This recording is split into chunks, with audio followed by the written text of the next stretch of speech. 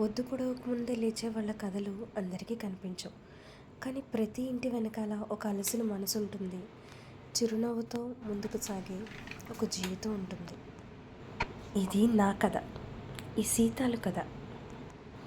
నవ్వుతూ నడిచే నిశ్శబ్ద గాయం నేను. పడిపోయినా లేచే చిన్న ధైర్యం నేను. ఇది నా రోజు కాకపోవచ్చు, కానీ ఇది నా కథ. ఉదయం కాగానే తాజాగా పుడుతూ ఉంటా, కాలం ఇప్పుడే నన్ను కనదా.